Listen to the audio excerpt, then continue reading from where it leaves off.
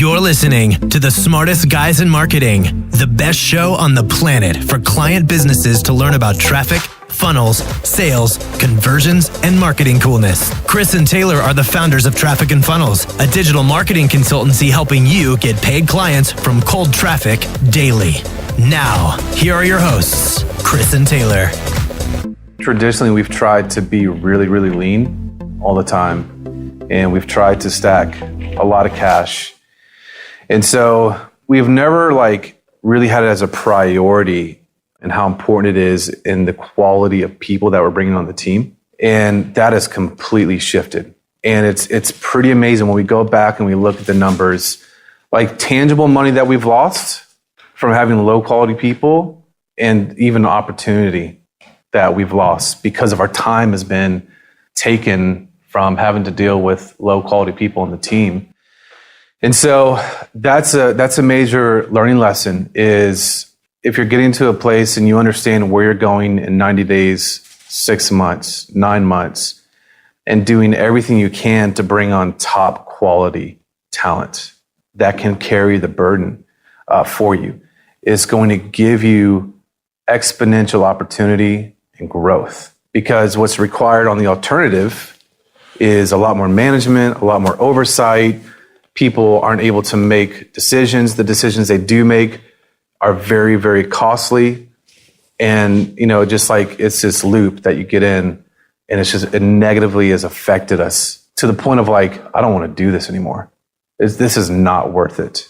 As opposed to having quality people and experiencing that, tasting that potential is completely different.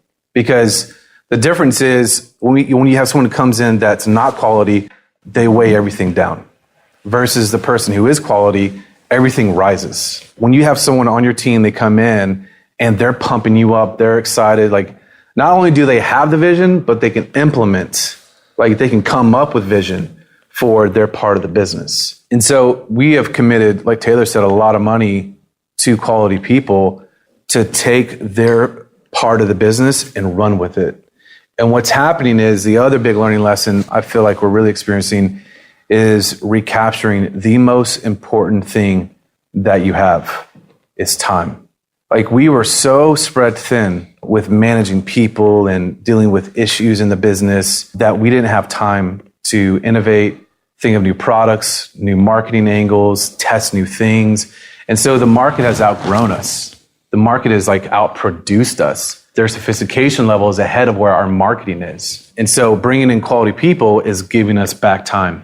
The other thing, as you guys have seen, we've restructured and readjusted upper echelon. It's given us back a lot of time. And it's not always just hours, but a lot of it's bandwidth. For example, Taylor freaking launches a brand new product and we're almost at a 20K clip without doing anything. 30K clip. The last 2 days. You know what I mean? So getting that time back. A month. Yeah, reoccurring. So getting that time back by having quality people and evaluating what's really important, what's feeding our business is really, really, really important, and a huge learning lesson that if you guys can take that now and apply it to your business and keep that in front of you every single day, every single week, every single month, it's going to save you a lot of heartache, a lot of really dangerous emotions, lost money, and open you up to innovate and be at the helm of your business, the most important thing, which is sales and marketing, right? Unless you just want to make 50K a month, then you don't need much for that to happen, right? But if you want a lot more money and a lot more impact, you've got to have those things. Great people. It doesn't necessarily have to be full-time, even contractors. But identifying great people and then just watching your time, watching your bandwidth, your ability to think about problems deeply. And even, we talked to Jay last week and it was just a confirmation. He dove into this with us. This is something we've been talking about and thinking about too, how important that is when you are the helm of the business, the owner of the business, especially in the early stages. Everything relies on you. And so you have to have the process ability, capacity to deal with the problems quickly. If not, they can grow to be nasty and set you off for a long time.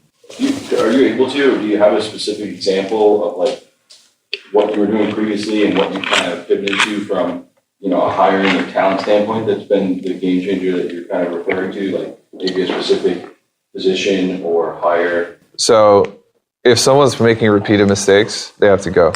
And what does that kind of mistake look like? They make one mistake and then they make the same mistake again, and then they have to go. Because you want to find people who have growth mindsets and who are learners. So what's the balance of like hiring a learner, someone who has that hunger for learning and not making mistakes or repeating mistakes, and making sure that you're setting up with the right tools, assets, and training to set them up for success? It's a great question. That's a really, really good question. Yeah, I think it all comes down to the quality of the person, honestly, and their experience. So you're going to pay for, either you're going to pay for it with them coming into your company not knowing jack squat, right? Or you're going to pay in the increase of their salary or, their whatever their fee is because they've learned that somewhere else. Right. Exactly. So it's just like, how do you want to pay for it is what it comes down to. Well, we did the first thing first. Right. Where we had inexperienced people or just lower quality people. And then I think the cost there is so much greater. Way higher. Like in the 7 figures for us, multiple times. It's not really about age, it's more about experience. Have they done this before? And if they've done it before, then we can pay them more. If they haven't done it before, we can pay them less and teach them. So Chris, if I'm hearing you right, you're saying it's better to hire based off that experience to save the money rather than train them through that experience? Yes. In most cases, yeah. Do you find, though, that people who have experience, you need to detrain to learn your way? No, I think you have to just communicate clearly, like what your culture is, what you expect, and be straight up. And then realizing that you're just never going to know for sure until they actually get into your company. Yeah. Like, we've had people that they have said they're like the most badass person in the world. They get into our company and they get whiplashed. Like, within a couple of weeks, they're just stressed out of their minds, So that was, for us, like, looking back, we should have just said, you know what, this ain't gonna work. Have you changed how you onboard someone, and is pretty much everyone on some type of 90-day trial or probationary period? Yeah, everybody's on a probation period, but even beyond them, man, we just gave chance after chance after chance after like 10 more chances. Just like, because we're loyal, we care for people, we want them to win, and it's not good for them, it's not good for us. So what would you classify as giving them a chance? Like, what are some of the things they would jack up that you would consider was worth a second chance? I think it's not as much about like what mistake is too big of a mistake. Like, that would actually be the wrong question, it's the wrong angle. Because the bigger the mistake, the more you just invested in that person to be a quality asset. Yeah. So if someone makes a mistake that costs you $100,000, that is a powerful learning lesson. And if that person has the right mindset, I will keep that person because I've just invested $100,000 into them never repeating that mistake again. So there's not a threshold this way. It's this way. How many times have they made that mistake? Linearly, if they make it more than once, boom, you're gone. Because you've just demonstrated an inability to learn from something you do wrong. And so even with like a great example of this is like Ben McClellan, who's now over all of client success. And Ben has a different personality than me, way different. Like, so Kyle, you mentioned like, do you have to unlearn so they learn your way? The people on our team are not on our team to be me and Chris. That would defeat the purpose. So I've had a lot of conversations with Ben of like, dude, I've hired you to be Ben, not to be Taylor. So when you don't feel like I'm telling you to do something correctly, I don't care how you do it. Do it your way. And I spent $7,500 the first month that Ben was here to get a coach for him. We paid for that. I was like, dude, this guy's an asset. He doesn't repeat mistakes. He's got the mindset. It doesn't matter how much money he costs us if it's just one mistake, because that's an investment into him. You know what I mean? I think some of your guys, they're repeating mistakes. That's when you know. To me, the first indicator is attitude. If someone has a bad attitude or a negative attitude or just something's off, you can tell. It's like, okay. It's just going to permeate, the attitude thing's going to permeate everything. Yep. That is who they are. Yeah, exactly. You know what I mean? So part of the problem that messes entrepreneurs up is they have this goal to create a great place to work. So like, It's like, man, I want to be a great place to work, I want to be Google. which is like actually will it'll destroy you, because then like you're not defining, well, who is it a great place to work for? Yeah. What is the shift that what is that guiding principle then? Not that. How do you guys think about it? A great place to work for a certain type of person. So like the goal needs to be just like prioritizing accuracy and accurate thinking, and is this the right person or the wrong person, rather than moving stuff around to try to be a great fit for everybody.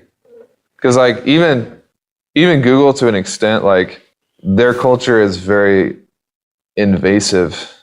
So like they'll expel people that don't fit inside of their culture really quickly. And so you want the same culture in your team. Like my goal isn't to be a great place to work. It's to be like terrifying for the wrong person, eject them out, and amazing, richly rewarding for the right person. So the emphasis is on what type of person, not just being a great place, you know? Yep. Yeah, because one of the things too, like we tried that, like we went deep into that. Like we took our whole team to Jamaica last year. Yeah. Like, oh, we're just great opportunities, and they want more. Like, and there's no gratitude. It's like, you can really see the difference. Besides, like, opposed to the person who they're obviously they want, they'd like more money and things like that, but their reward really is getting the job done and it being a challenge and them growing through that process, right? That's who we're identifying now. It's like, okay, that's the right person for us.